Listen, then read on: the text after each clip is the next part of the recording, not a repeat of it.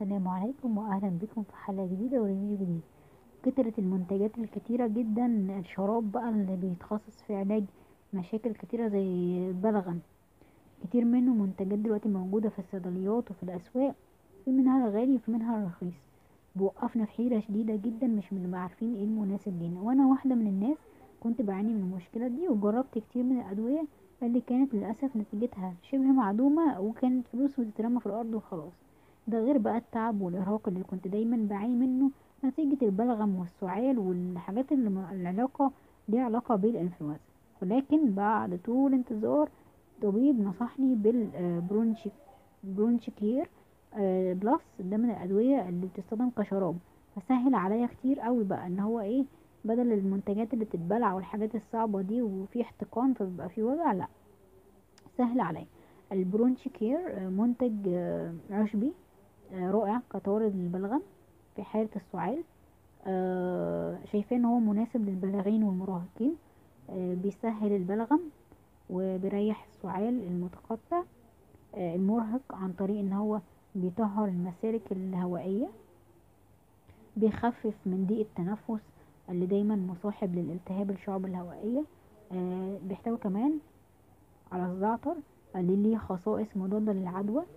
بيحتوي على اوراق الزعتر واللبلاب وحاجات كلها مفيدة جدا، اللي بتقلل من السعال بنسبة توصل معانا ل70-80%.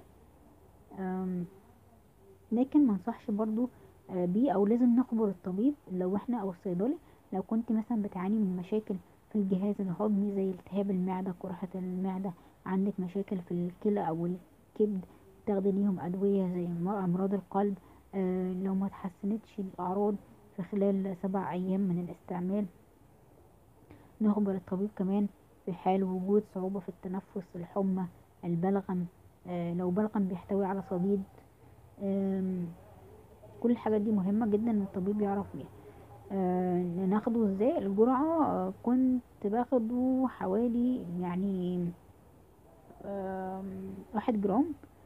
مم، يعني حوالي كده، مش فاكرة قوي بصراحة، انا مكدبش عليكم، مش فاكرة ان الموضوع ده بقاله فترة طويلة. فاهتموا جدا قبل ما تستخدموه ان انتوا تقروا التعليمات المرفقة عليه، واهتموا بتعرفوا الجرعة.